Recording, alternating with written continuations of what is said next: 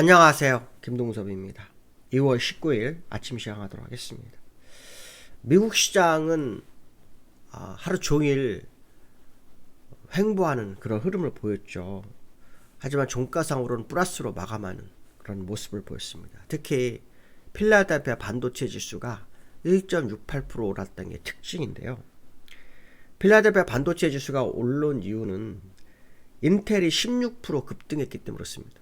인텔이 계속 경영 환경이 좋지 않아서 일부 사업을 매각하겠다 뭐 이런 것을 검토하고 있는데요. 이 사업을 대만 TSMC하고 브로드컴이 인수할 거다 이런 뉴스가 있습니다. 그로 인해서 인텔이 주가를 끌어올리는 그런 상황이 됐죠.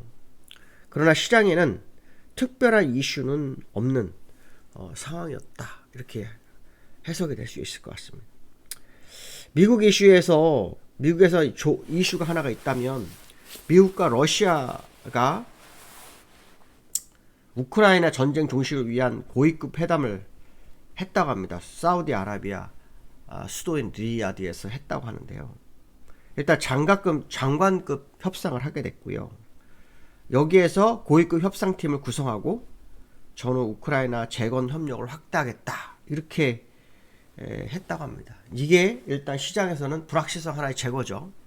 아시겠지만 전쟁, 정치적 불확실성 뭐 이런 것들은 시장에 도움이 안 되는데 이게 해결되면서 주가는 항상 오르는 법이기 때문에 그동안 전쟁을 하던 우크라이나의 이슈가 그렇죠? 해결 국면으로 접어드는 상황이다 이렇게 보시면 될 것 같고 이것이 시장 투심의 촉매자가 되고 있다 뭐 이런 얘기도 있습니다. 근데 이제 문제가 있어요. 우크라이나 당사국과 우크라이나를 지원했던 EU 연합은 제외가 됐어요. 이거는 너무 이해가 안 됩니다. 트럼프 대통령이 막가파식으로 자기 뜻대로 다 하고 있는 상황이죠. 지난번에는 가자 지구를 뭐 점령하겠다 뭐 그런 얘기를 해서 미국의 어떤 뭐 식민지가처럼 이제 구성하겠다 뭐 그런 얘기도 있었는데 굉장히 좀 위험한 행동을 하는 것 같습니다. 물론 뭐 힘이 가장 큰 나라고 우크라이나에 무기를 많이 지원했기 때문에 그 권리는 있을 수 있지만 미국만 무기를 준 게 아니거든요. 그렇죠? 유럽도 줬고 또 우크라이나는 당사적으로 싸우는데 거기를 패싱시키는 그런 모습이 있습니다. 그러나 이제 시장에서는 이거를 불확실성 제거 뭐 이렇게 해석으로 하고 있기 때문에 시장 자체적으로는 도움이 되는 거고 정치적 이슈상으로는 서로 신경이 쓰이는 상황이다 이렇게 보시면 되겠죠. 그 다음에 메리 데일리 샌프란시스 연은 총재의 발언이 있었는데요. 인플레이션 진전이 계속되고 있다는 것을 확인할 때까지는 금리 인하가 제약적으로 유지되고 돼야 한다 이렇게 얘기를 하고 있습니다. 얼마 전에 제롬 파월이 금리 인하를 서두르지 않겠다 하고 난 다음에 연준연대 발언이 거의 비슷하게 가고 있어요.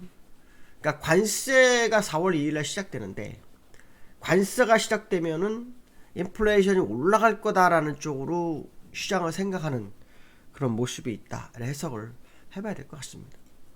근데 저는 이제 유가가 내려오면 만약 우크라이나 사태가 어느 정도 해결이 되면 유가가 떨어질 확률이 높거든요. 그렇게 되면 인플레이션의 산정 지표 중에 하나가 떨어지기 때문에 인플레이션이 낮아질 수 있지 않을까라는 생각도 하는데요. 그 부분이 어떻게 될지 봐야 되겠죠. 과거에 트럼프 그 1기 때 4년 차인가요? 그때는 유가가 폭락을 해가지고 마이너스 20불까지 갔었어요. 마이너스 40불까지인가요? 갔다가 20불까지 올라오고 끝나는 그런 상황도 있었기 때문에 유가의 하락을 유도하는 어떤 트럼프의 행보인가라는 생각도 해볼 수 있을 것 같습니다. 오늘 밤에 미국에서는 FMC 의사록 공개가 있습니다. FMC 의사록 공개는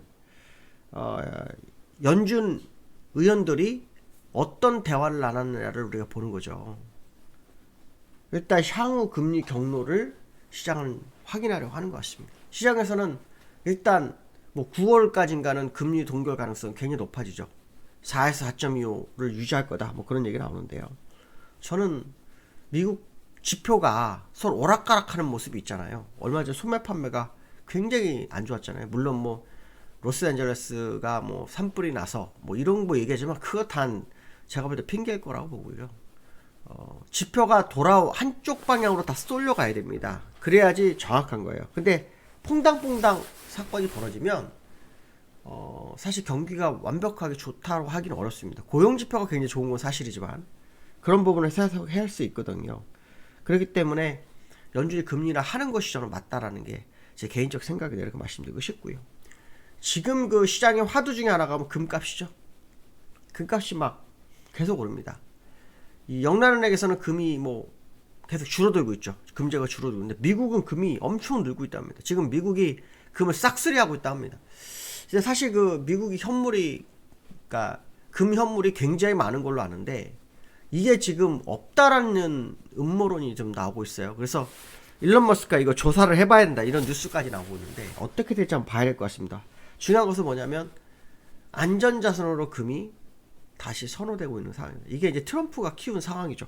트럼프가 관세를 올리고 그렇죠. 완전히 독주하는 상황이 발생하니까 불안한 거죠. 불안한 거기 때문에 금 투자가 커지는데 이전에는 중국과 러시아가 금을 사는 상황이었는데 이제 미국이 금을 쓸어 담고 있다고 하네요. 금이 아마도 더 올라가지 않겠나 생각도 한번 해봐야 될 것 같습니다. 근데 제가 금값은 3,400불 정도까지 온수당 3,400불까지는 예상을 하고 있는 상황인데 한번 지켜봐야 될 것 같은데요. 다우 차트는 그냥 뭐 큰 의미가 없죠. 계속 횡보합니다. 그렇죠? 횡보하고 있습니다. 횡보하고 있습니다.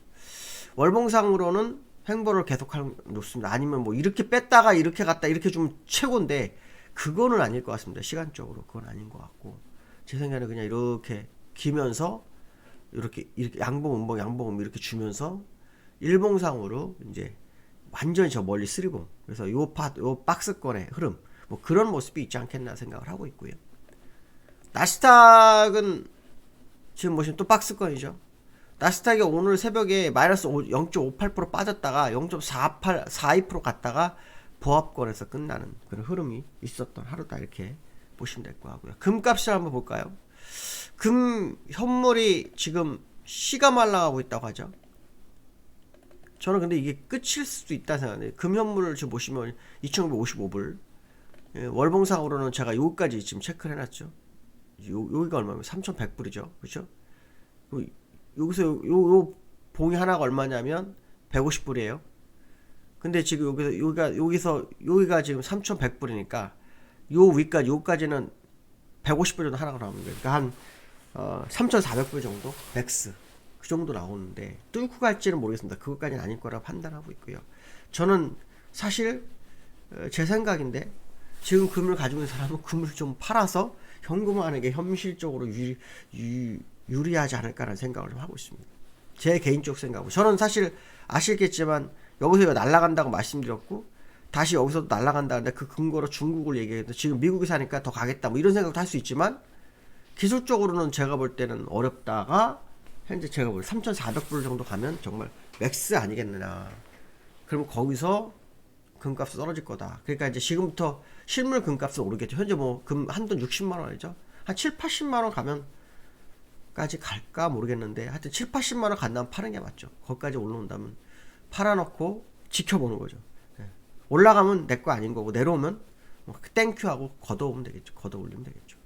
왜냐면 쌍봉을 한번 주니까요. 외봉으로 죽지 않지 않습니까? 시장은 쌍봉을 줍니다. 그러니까 그 모습을 봐야겠다. 보시면 될 것 같습니다. 그래서 금값은 목표치를 향해서 가고 있는 상황. 저는 사실 2,900불 정도 보고 맥스 3,400이었는데 2,900이 넘어갔기 때문에 이제는 3,400불을 향해서 갈 거라. 근데 3,400불 이상에서는 없을 거다라는 생각을 하고 있다. 이렇게 보시면 될 것 같고요. 삼성전자 자사주 매입을 했죠. 삼성 자사주 매입을 했는데 일단 전부 소각을 20일 날 한답니다. 내일 한다면 내일. 그리고 다시 3조 원을 5월까지 산답니다. 5월 중순까지. 5월 중순 사는데 요번에는 그 산 것 중에 5천억 정도는 임직원에 상여금을 준다고 합니다. 근데 어저께 그 국회에서 K-칩스법 통과됐죠. 통과는 아니죠. 본회의는 안 올라갔지만 상임위원회는 통과가 됐습니다. 법인세 인하를 해서 경쟁력을 강화시키겠다. 뭐 그런 뉴스죠. 근데 이제 오랜 시간 지었다 나오는데 제가 이제 말씀드리고 싶은 것은 삼성전자가 악재가 없는데 못 가고 있다는 겁니다. 그 얘기를 하고 싶은 겁니다. 자사주 소각을 할 때 자사주 발표했을 때 요만큼 갔는데요. 자사주 소각할 때 제자리입니다. 이건 말이 안 되는 거죠. 그렇죠? 그리고 추가 자사주 매입을 한답니다. 근데 이걸 누가 사고 있냐? 연기금이 사고 있다는 거죠. 외국인은 소폭 매도했지만 매도를 하고 있었지만 연기금을 그걸 쓸어 담고 있는 상황이다. 저는 연기금을 믿습니다. 연기금이 또 시장 보는 거 잘한 거지만 주가 끌어올리는 것도 잘합니다. 그래서 지금 바닥에서 주선 모은 게 아무래도 이제 끌어올리기 위한 과정 아닌가. 자사주 매입이 주중 환원 정책이잖아요. 주가에 어느 정도 반영을 해야 되는 게 정상적이고 칩스법 통과가 되게 되면 주가에 상당한 영향을 미치겠죠. 또 뭐가 있습니까? 오너 리스크도 해소가 거의 다 돼가고 있죠. HBM으로 작년에 죽 썼는데 다음 달부터 납품 시작하죠. 상속세 문제가 있었죠. 그래서 그거마저도 이제 거의 끝나는 상황. 그러면 아무래도 삼성전자가 지금 시세를 분출하는 저가 국면이라고 판단하고 있는데 뭐 판단은 여러분이 한번 하셔야 될 것 같습니다. 제 생각으로는 이게 우리나라 주가를 끌어올리지 않겠나 생각을 하고 있고요. 삼성전자가 이끌어낸다면 국내장이 올라갈 수 있는데 지금 코스피 연내 3,000 얘기 나오는데 저는 3,300을 얘기했죠. 미국이 횡보하고 우리나라는 뛸 거다. 그래서 우리나라가 하고 미국이 같은 시기에 떨어질 거다. 그 얘기를 제가 한번 여러 번 해드렸는데 3,000 낙관놀이 나오기 시작했거든요. 특히 여기 200일선이 장기 이평선이에요. 이 장기 이평선 너무 쉽게 돌파했죠. 오늘 뭐 밀릴지 모르겠지만 야간 선물상으로 올라올 확률이 높은데 저는 도망가는 차트가 올 거라고 판단하고 그러니까 공매도 금지가 3월 말까지잖아요. 40일 남았거든요. 이때까지 공매도 금지가 시장에 영향을 못 미쳤는데 그 영향을 미치지 않겠나. 특히 금수세가 시장을 이끌어가는 상황이 연출돼야 되는데 그 못했단 말이에요 작년에. 그럼 이제 그런 것들이 나중에 다 그 불확실성 제거, 우리나라 전체적인 정책 불확실성, 그렇죠? 또 관세에 대한 불확실성도 약간 제거될 수 있는 부분이 있죠. 최상목 대행은 한미 FTA가 관세를 지켜줄 거다 이런 얘기도 있는데 미국은 또 아닐 거라 얘기를 하는데 어떤 것이 답이 될지 한번 봐야 되겠죠. 한번 지켜봐야 될 것 같습니다. 오늘 여기까지 하겠습니다. 감사합니다.